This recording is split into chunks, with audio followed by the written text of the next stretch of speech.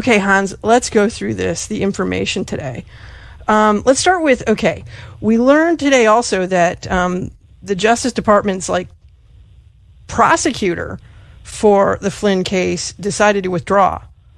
And this came right before, I believe, the decision to not prosecute. What's the relationship with that? Tell us about that first.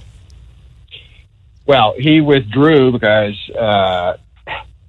he was in this very awkward situation that the government, the motion to dismiss, it's 20 pages, and people really ought to read it. It is one of the most outrageous documents I've ever read in outlining misconduct by the FBI and the Justice Department, which obviously would include the prosecutor on this case. And you know what's so terrible about all this is that it's taken until now for the documents to be released that show what a partisan witch hunt this was. This guy, this prosecutor, he withdrew. He ought to be fired. He should be terminated as a prosecutor at the Justice Department. Okay, yes, because his name is Brandon Van Grack, I guess. And he was a former member of the Mueller team, correct, guys? A Mueller deal. But actually, don't you think, Hans, it said Martin, Hans von Spakovsky is one of the smartest lawyers I know, but don't you think, Hans, it's partly a little bit of a trick? He quit so he can say he objected to what they filed, right? I mean, in other words, he's saying, I wouldn't file this, therefore I quit. And my point there is he's not going down quietly. He's probably, I bet he quits, as you point out. He'll leave the Justice Department tomorrow afternoon, and then he'll go out and say, these guys rolled over, and that, because there's no other way you do that. If you're a federal judge, by the way, before you let the guy out, you might call him in and say, what are you talking about? You're not allowed to leave. You don't get to quit. Come, get in here and let me ask you what the heck you did, because I'm going to hold you in contempt. I'm going to not only hold you in contempt, I might put you in a hot seat you haven't seen before, right?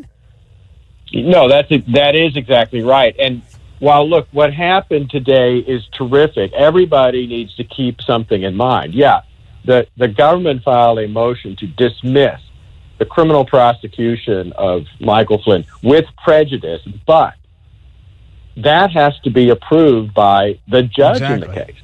And the judge in this case, Judge Emmett Sullivan, he's a real liberal, and he's a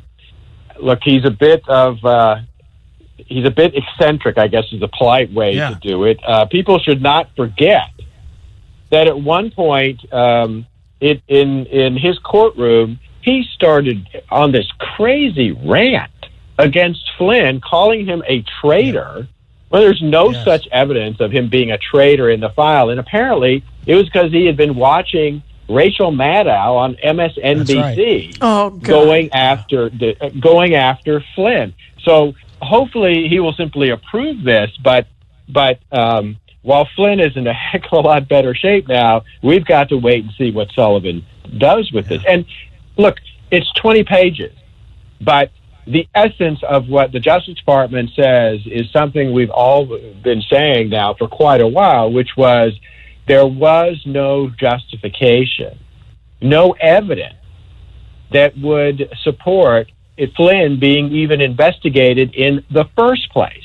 And not, moreover, 3 weeks before the interview, the infamous interview that he was prosecuted for with the Russian ambassador, FBI agents had actually recommended that the investigation be closed because there was no evidence. And who was it that reopened it and got it going again? Why, Peter Strzok. Okay, let's step back a moment, because this is what's so amazing. Part of what happens with a case this complex is that it becomes so complex that people need like a diagram to like keep it all tracked. Right. They need like a flow chart or something. And let's talk about how this thing started. We know now because now we have the information, all the information. That was released because, Attorney General Barr sent this, U.S. Attorney Jeff Jensen to go and, investigate whether this prosecution was handled properly. And Jensen, finally, I guess, released to Flynn's new lawyer, his new attorney, the information that I guess wasn't released to Flynn's attorney before, which is we've got this FBI official scribbling notes before the interview that the FBI had with Flynn. And in the notes they write, "What's our goal? Truth/admission, or to get him to lie so we can prosecute him or get him fired?" ? That's the direct quote. That was in the notes. So they're already setting up, all right, what are we trying to play rope-a-dope with this guy? What's our point here? And so then they go in and they basically do that. They totally rope-a-dope him into, and he, quote-unquote, lies to the FBI about something that was trivial.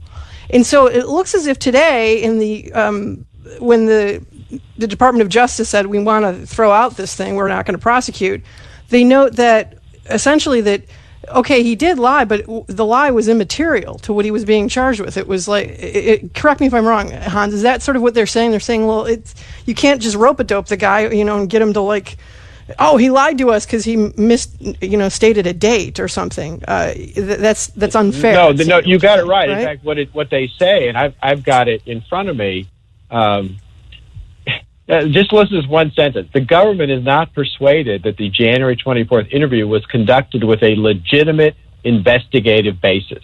In other words, they had no law enforcement reason for even interviewing him. And in fact, those notes you just talked about look like actually what they were trying to do was get him fired, which is an obscene misuse of federal law enforcement powers. And therefore, the government doesn't believe that Mr. Flynn's statements were material, even if untrue. Moreover, we don't believe the government can prove that they were false statements. So they're now saying that they can't actually prove that he lied in his interview with the FBI agents. And even if he did, they were not material to any real investigation. And you can't just...